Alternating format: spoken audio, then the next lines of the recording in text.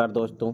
आज मैं आपके लिए एसएससी सीजीएल एग्ज़ाम 26 सितंबर थर्ड शिफ्ट का समाप्त हो चुका है और आज आपका सीजीएल समाप्त हो चुका है। जिन लोगों का अच्छे नंबर आ रहे हैं वो लोग आप लोग मेंस का तैयारी ज़रूर करें और जिन्हें पीडीएफ चाहिए वो हम टेलीग्राम या व्हाट्सएप ग्रुप पर जुड़ सकते हैं।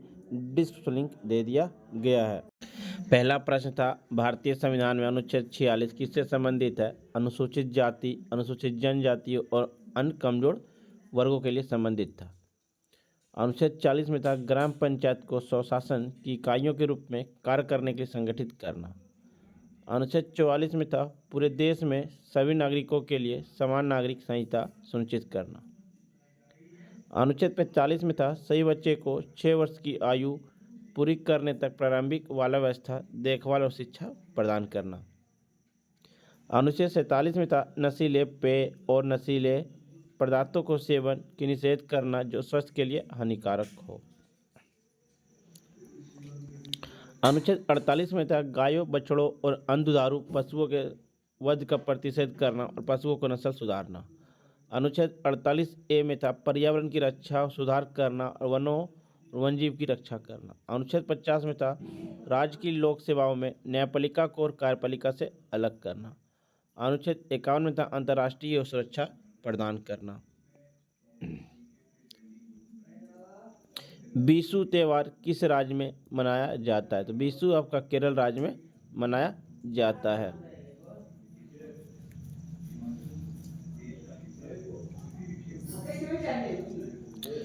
नटाल भारतीय कांग्रेस की स्थापना महात्मा गांधी ने किस वर्ष की 1894 ईस्वी में की थे? नटाल भारतीय कांग्रेस की स्थापना 1894 में महात्मा गांधी ने दक्षिण अफ्रीका में की थी। गांधी का पहला जेल कार्यकाल 1908 में दक्षिण अफ्रीका के जोहान्सबर्ग जेल में हुआ था। 1906 में गांधी जी ने दक्षिण अफ्रीका के ट्रांसवाल में एशिया अध्यादेश के खिलाफ अपना पहला सविनय अवज्ञा आंदोलन किए थे। भारत में गांधी जी का पहला आंदोलन कौन सा था? तो 1917 में नील खेती से संबंधित था, चंपारण आंदोलन।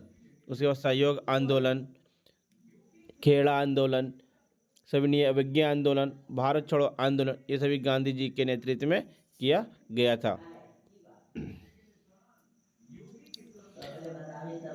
अभिनव बिंद्रा ओलंपिक में गोल्ड मेडल कब जीता? 2008 में जीता था।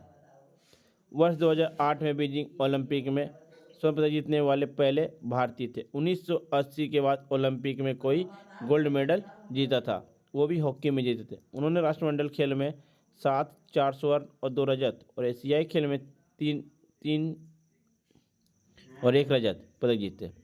वर्ष 2018 में वो अंतर्राष्ट्रीय निशानेबाजी खेल संघ एथलेटिक्स समिति के अध्यक्ष के रूप में चुने जाने वाले पहले भारतीय बने।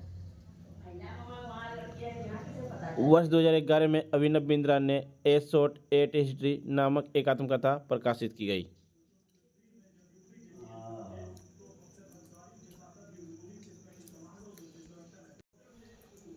पुष्पभूति किसके बाद आए थे? तो पुष्पभूति गुप्त वंश के बाद आए थे।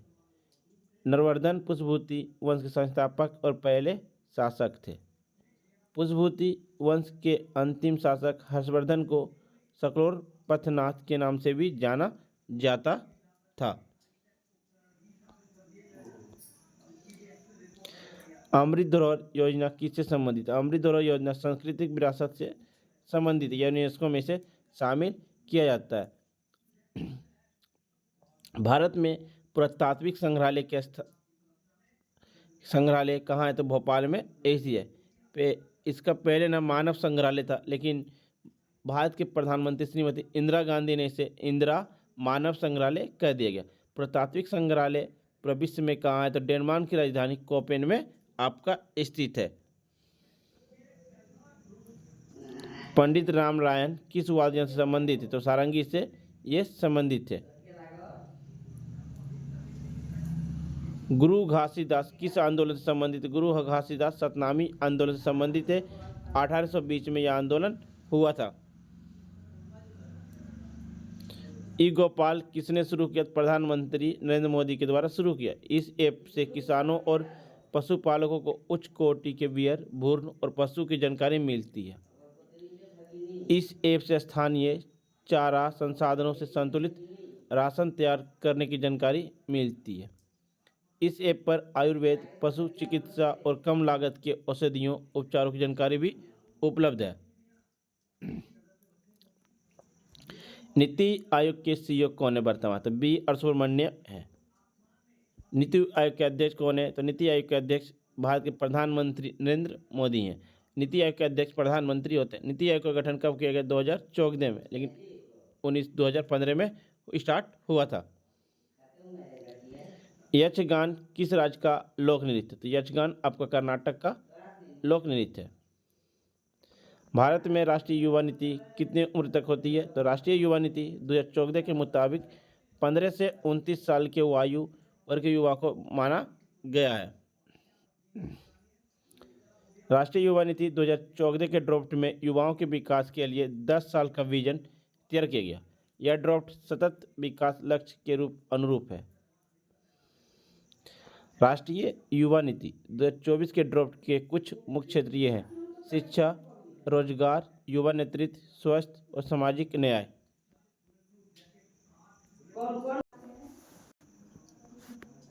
विशिष्ट प्रतिरोध कैसे मतलब क्या ओम मीटर होता है विशिष्ट प्रतिरोध का? लोक सेवा आयोग कार्य संबंधित अनुच्छेद कौन सा? अनुच्छेद 320 है। अनुच्छेद 320 लोक सेवा आयोग के कार्यों से संबंधित है। यह भारत में संघ और राज्य लोक सेवा आयोग के कर्तव्यों और कार्यों को निर्धारित करता है। भारतीय संविधान का अनुच्छेद 315 संघ और राज्य के लिए लोक सेवा आयोग से संबंधित है। अनुच्छेद 317 लोक सेवा आयोग के एक सदस्य को हटाने और निलंबित करने से संबंधित है।